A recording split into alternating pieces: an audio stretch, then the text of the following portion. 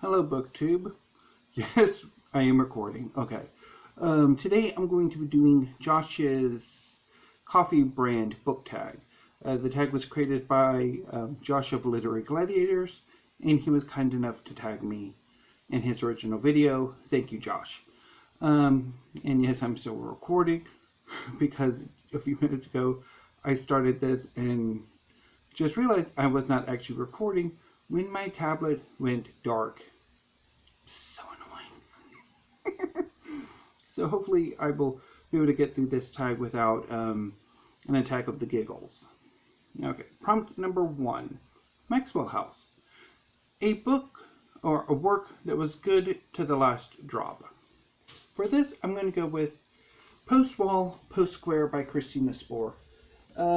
This is a global history or international history of from like 1989 or 1988 really up through 1992 or 1993, focusing on the events in Tiananmen Square and the collapse of the Soviet bloc and dissolution of the Soviet Union.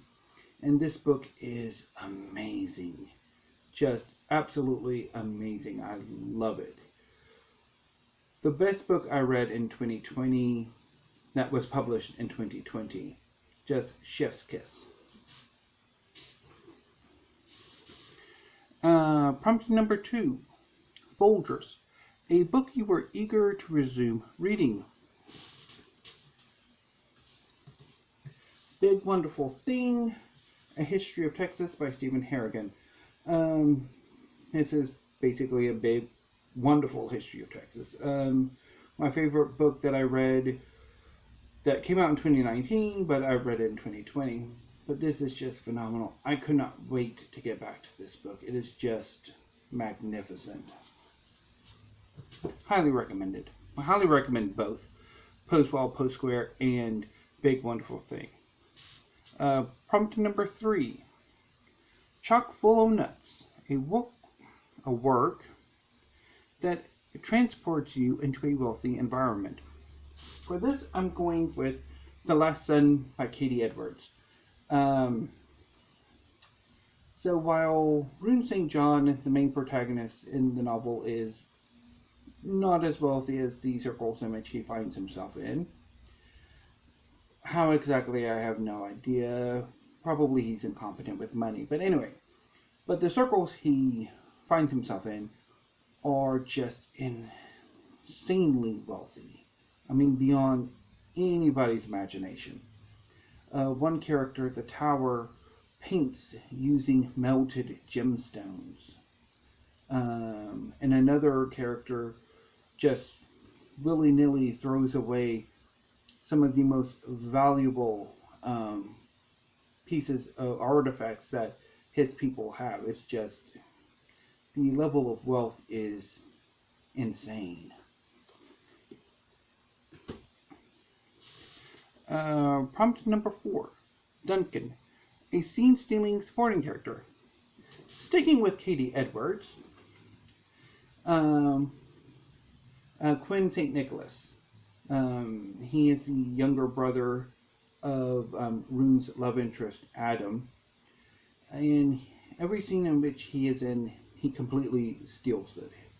He is prophetic. He sees the world in a unique way, and it's just, every scene he is in, it's an event. It's scene stealing. Yes, wonderful. Okay. Prompt number 5. Wawa. A work that makes you think or have an idea about New Jersey. Now, I do not have anything about New Jersey in my collection. But, thinking about it, there is a book that makes me think about New Jersey. And while I haven't actually read that book, I have read one of its companion books, Weird Texas. So I'm going to go with Weird New Jersey, although I'm blanking on the writers' names at the moment.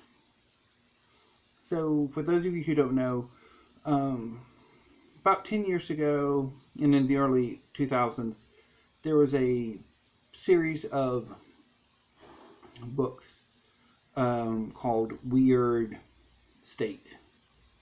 And basically, the first book would have been Weird New Jersey, because in the 90s, and I think before then, two New Jersey guys wrote a newsletter detailing some of the weird stuff that goes on in New Jersey. Whether it's urban legends, cryptozoology, supernatural shenanigans, or the weirdest tourist traps you can imagine. And eventually they spread it out to other states. There's been a weird California, a weird Texas. I've read that one. Never actually read Weird New Jersey, but I'm thinking that reminds me of New Jersey. Number 6, or prompt number 6, Starbucks. A writer you find pretentious, but admirable. I'm not entirely sure about admirable, but I will echo Steve Donohue's nomination of Jonathan Safran Foer, because he is definitely pretentious, although I'm not entirely sure whether I find his work admirable, although probably some of his advocacy, certainly for veganism, I think is certainly admirable, so I'll give him prompts for that, not necessarily his work. I've only tried his first novel, his debut novel, Everything is Illuminated, once, and I build on it. So, anyway. Prompt number 7, McCafe. An excellent source for world literature. I'm not entirely sure how to answer this question. I mean, you could argue BookTube itself. I mean, there's a lot of booktubers read internationally, read globally, and recommend the books that they like. Also, probably publishers would be a good source. Anthologies, I'm pretty sure, have there's international anthologies that would be a good resource for that. Prompt 8, Peet's. A work that especially succeeds with its ability to craft words. With this, I'm going to go with Radiance by Catherine and Balenti. I think Balenti's way with words are amazing, particularly in this novel. I had some difficulty with her, or some of her other work, but certainly I think in this book, her ability to craft words is beyond, I mean, just amazing. Just wonderful.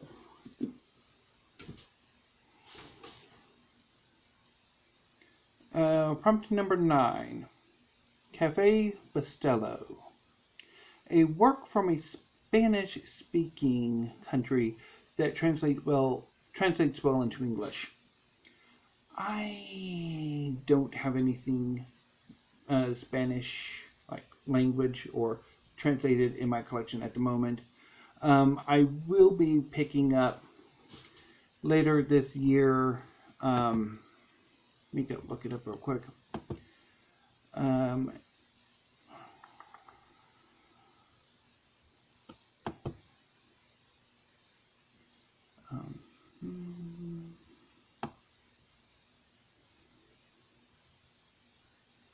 The Conquistadors, The Untold History of Spanish Discovery and Empire by Fernando Cervantes, which I'm thinking is a translation. But otherwise, I don't really have anything that's translated from the Spanish in my library. And I'm not entirely sure if I actually have ever read anything from Spain. It would be something I definitely want to look into and correct. Oh, no. Homeland by Fernando. Oh, let me look it up. Yeah, I read it a few years ago. It's Homeland by... Sorry about this. I just suddenly remembered it.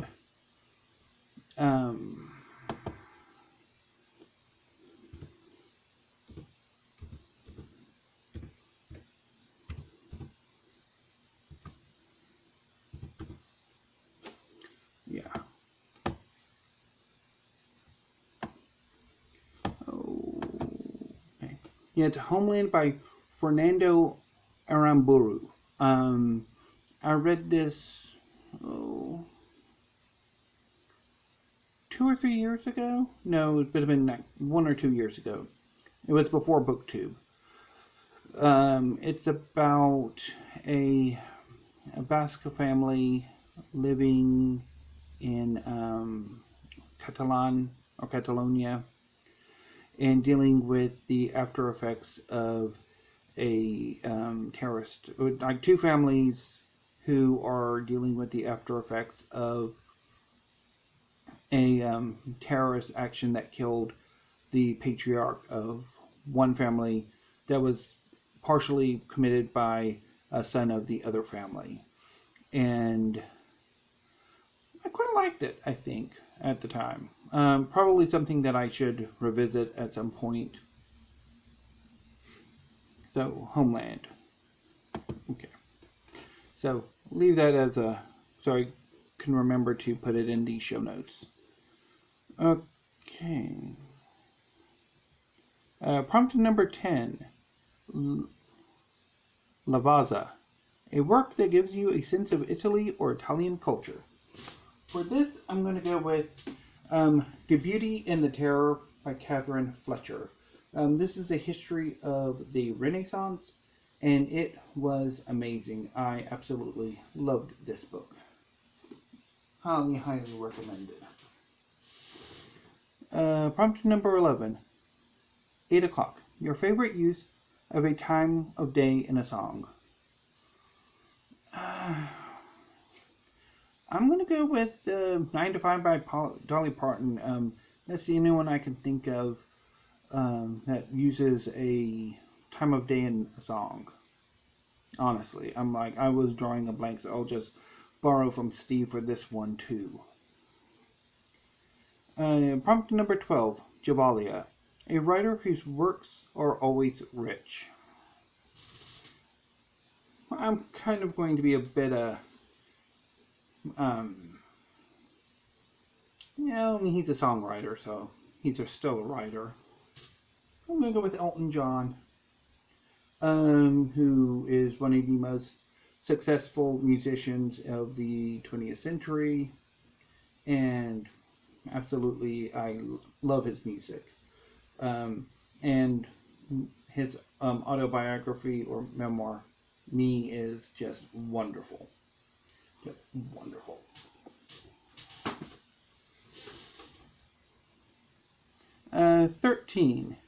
Prompt number 13.